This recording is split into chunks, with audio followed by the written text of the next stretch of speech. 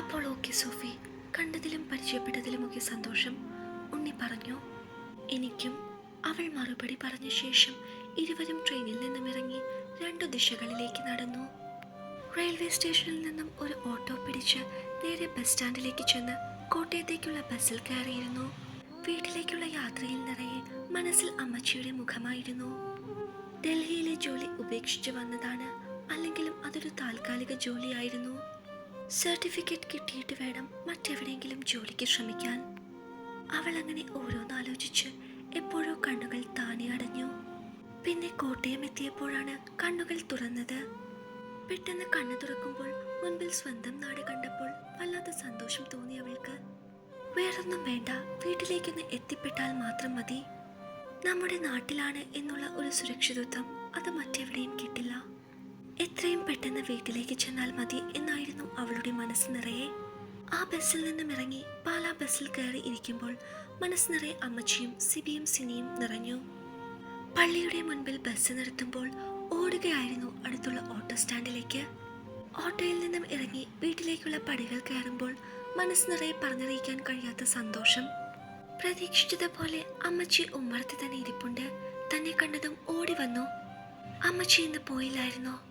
നീ വരുമെന്ന് കത്തയച്ചിരുന്നില്ലേ? അതുകൊണ്ട് ഞാനിന്ന് ലീവ് എടുത്തു. 3ാം ക്ലാസ്സിൽ പഠിക്കുമ്പോൾ അപ്പച്ചൻ മരിച്ചതിന് ശേഷം വില്ലേജ് ഓഫീസിലെ ക്ലർക്കായിരുന്ന അപ്പച്ചൻ്റെ ജോലി അമ്മച്ചിക്ക് കിട്ടിയതാണ്. പറയുമ്പോൾ സർക്കാർ ജോലി ഉണ്ടെങ്കിലും ആ ജോലി കൊണ്ട് പട്ടിണിയില്ലാതെ കഴിയാമെന്നല്ലാതെ മറ്റു മെച്ചമൊന്നും ഉണ്ടായിരുന്നില്ല. എങ്കിലും 3 കുട്ടികളെ വളർത്തി വലുതാക്കാൻ അമ്മച്ചിക്ക് ആ ജോലി ഒരാശ്വാസമായിരുന്നു. സാരില്ല, അങ്ങനെങ്കിലും അമ്മച്ചി ഒന്ന് ലീവ് എടുക്കുമല്ലോ. ചിരിയോടെ അതും പറഞ്ഞ് അമ്മച്ചിയും കെട്ടിപ്പിടിച്ച് അവൾ അകത്തേക്ക് നടന്നു. സിബിയും സിനിയും ഒക്കെ പോയി കാണുമല്ലേ? സോഫി ചോദിച്ചു. 2 പേരും നീ വരുന്നുവെന്ന് പറഞ്ഞ് ലീവ് എടുക്കാൻ തുടങ്ങിയതാ. ഞാൻ തള്ളിവിടുകയായിരുന്നു. അത് നന്നായി. ഞാൻ ഏതായാലും 2-3 മാസം ഇവിടെ തന്നെ ഉണ്ടല്ലോ. അതുകൊണ്ട് ഞാൻ വരുമെന്ന് പറഞ്ഞ് പ്രത്യേകം അവധി എടുക്കേണ്ട കാര്യമൊന്നുമില്ല. അല്ലെങ്കിൽ തന്നെ 2നും പഠിക്കാൻ മടിയാ. നീ വന്ന് കുളിച്ചു വല്ലതും കഴിക്കാൻ നോക്ക്, അമ്മച്ചി പറഞ്ഞു. കുളിയൊക്കെ പിന്നെ, ആദ്യം അമ്മച്ചി കഴിക്കാനെടുക്ക. എങ്കിൽ കൈയും മുഖവും കഴുകി വാ. അത് കേൾക്കേണ്ട താമസം ബാഗും സാധനങ്ങളുമെല്ലാം താഴെ വെച്ച് പെട്ടെന്ന് മുഖം കഴുകി. കഴിക്കാനായി ഇരുന്നു കഴിഞ്ഞിരുന്നു അവൾ. അമ്മച്ചി നല്ല ആവി പറക്കുന്ന പാലപ്പവും സ്റ്റ്യൂവും പ്ലേറ്റിലേക്ക് എടുത്തു വെച്ചു. അവൾ ഒറ്റയിരിപ്പിന് 2-3 എണ്ണം ഒരുമിച്ച് കഴിച്ചു. നീ എന്താടി മോളെ, അവിടെ പട്ടിണി കിടക്കുമായിരുന്നോ? അമ്മച്ചി അത്ഭുതത്തോടെ ചോദിച്ചു. പട്ടിണിയൊന്നും ഇല്ലായിരുന്നെങ്കിലും അമ്മച്ചിയുടെ ആഹാരം കഴിച്ചിട്ട് എത്ര കാലമായി. എനിക്കതറിയാമായിരുന്നു. അതുകൊണ്ടാണ് നിനക്കിഷ്ടപ്പെട്ടതെല്ലാം ഞാൻ ഉണ്ടാക്കി വെച്ചത്. വയറും മനസ്സും നിറഞ്ഞ് അമ്മച്ചിയെ നോക്കി അവളൊന്ന് പുഞ്ചിരിച്ചു. പിന്നീട് കുറച്ചു നേരം അമ്മച്ചിയുടെ വർത്തമാനം പറഞ്ഞിരുന്നു. ട്രെയിനിലെ വിശേഷങ്ങളും ഉണ്ണിയെ പരിചയപ്പെട്ടതും എല്ലാം പങ്കുവെച്ചു. അത് കഴിഞ്ഞ് പതുക്കെ മുറിയിലേക്ക് ചെന്നു.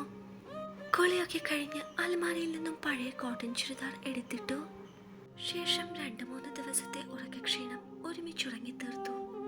ഉറക്കമുണർന്നപ്പോഴും അമ്മച്ചി അടുക്കളയിൽ തകൃതിയായ പണിയിലാണ്. തനിക്ക് ഇഷ്ടപ്പെട്ട വിഭവങ്ങളൊക്കെ ഒരുക്കുന്ന തിരക്കിലാണ് പാവം. അവൾ അടുത്തു ചെന്ന് കുറെ നേരം നാട്ടുവർത്തമാനങ്ങളൊക്കെ പറഞ്ഞു. പരിചയക്കാരുടെയൊക്കെ വിശേഷങ്ങൾ തിരക്കി. കുറച്ചുനേരം ഓരോന്നൊക്കെ ചെയ്ത് അമ്മച്ചിയെ സഹായിച്ചു. അതിനുശേഷം 2ആളും ഒരുമിച്ചിരുന്ന് ഭക്ഷണം കഴിച്ചു. ഒരുപാട് നാൾ കൂടി അമ്മച്ചിയോടൊപ്പം ഇരുന്ന് ഭക്ഷണം കഴിച്ചപ്പോൾ വയറും മനസ്സും ഒരുപോലെ നിറഞ്ഞു. അല്ലെങ്കിലും എത്ര വലുതായാലും സ്വന്തം അമ്മയുടെ അടുത്ത് നമ്മൾ എന്നും കുട്ടികളല്ലേ. വൈകുന്നേരം ആയപ്പോഴേക്കും സിബിയും സിനിയും എത്തിയിരുന്നു.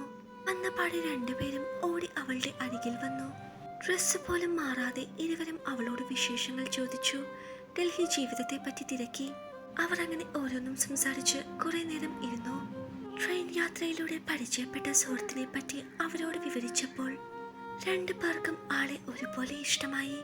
മാസങ്ങൾക്ക് ശേഷം ആ രാത്രി അവൾ സമാധാനമായി ഉറങ്ങി. അന്നത്തെ രാത്രി ഉറങ്ങാൻ കിടന്നപ്പോൾ ഉണ്ണിയുടെ മനസ്സിൽ നിറയെ സോഫിയുടെ മുഖമായിരുന്നു. അവളുടെ സംസാരവും രീതികളും അവൻ ഒരുപാട് ഇഷ്ടപ്പെട്ടിരുന്നു.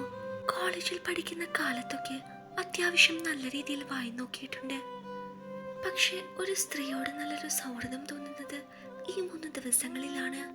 നല്ലൊരു സുഹൃത്താണ് സോഫി എന്നവൻ ഓർത്തു.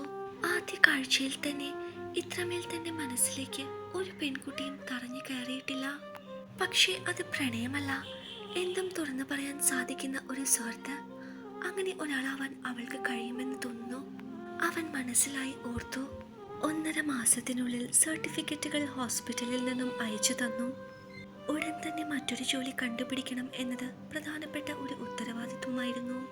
പരിചയമുള്ള കുറെ ആളുകളോട് പറഞ്ഞു. പത്രം മുഴുവനും അരിച്ചു പറക്കി ഒരുപാട് സ്ഥലങ്ങളിൽ അപ്ലൈ ചെയ്തു. അങ്ങനെയിരിക്കെ സോഫിയെ തിരഞ്ഞൊരു കത്ത് വന്നു. പോസ്റ്റ്മാൻ ആ കത്ത് കൊണ്ട് കൊടുത്തത് സിനിയുടെ കയ്യിലായിരുന്നു. ചേച്ചിക്കൊരു കത്ത് വന്നിട്ടുണ്ട്. സിനി സോഫിയുടെ അടുത്തേക്ക് വന്നുകൊണ്ട് പറഞ്ഞു. കത്തോ? സോഫി അത്ഭുതത്തോടെ ചോദിച്ചു. ഡൽഹിയിൽ നിന്നും ചേച്ചിയുടെ കൂട്ടുകാർ ആരെങ്കിലും ആയിരിക്കും. ചിലപ്പോൾ ആയിരിക്കും. ഇങ്ങ് നോക്കട്ടെ. സിനി അത് കൊടുത്തതും സോഫി അത് പൊട്ടിച്ചു. കവർ പൊട്ടിച്ചതും കയ്യിൽ കിട്ടിയത് ഒരു കാർഡായിരുന്നു. ഒരു ഫ്രണ്ട്ഷിപ്പ് കാർഡ്. സൗഹൃദത്തെ പറ്റിയുള്ള കുറെ വരികൾ അതിൽ എഴുതിയിട്ടുണ്ടായിരുന്നു. അല്ലാതെ കത്തായി ഒന്നും ഉണ്ടായിരുന്നില്ല. സോഫി അത് നന്നായി നോക്കി. അപ്പോഴാണ് താഴെ സ്നേഹപൂർവ്വം ഉണ്ണി എന്ന് എഴുതിയിരിക്കുന്നത് അവൾ കണ്ടത്. ഉണ്ണി. അവൾ ഓർമ്മയിൽ തിരഞ്ഞു. അവളുടെ ഓർമ്മയിൽ തെളിഞ്ഞ മുഖം ട്രെയിനിൽ കണ്ട ചെറുപ്പക്കാരന്റെ ആയിരുന്നു. അയാളല്ലാതെ ഓർമ്മകളിലൊന്നും മറ്റൊരു ഉണ്ണിയില്ല.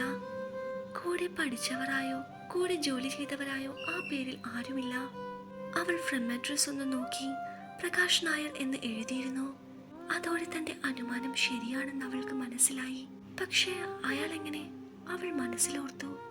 പിന്നീടാണ് ഓർത്തത്, അന്നത്തെ യാത്രയിൽ പല കാര്യങ്ങളും പറഞ്ഞ കൂട്ടത്തിൽ തന്റെ വീടിന്റെ അഡ്രസ്സും മറ്റും അയാളോട് പങ്കുവച്ചിരുന്നു.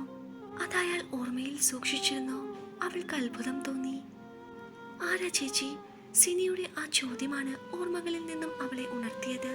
ഞാൻ പറഞ്ഞില്ലേ അന്ന് ട്രെയിനിൽ വെച്ചൊരാളെ പരിചയപ്പെട്ട കാര്യം.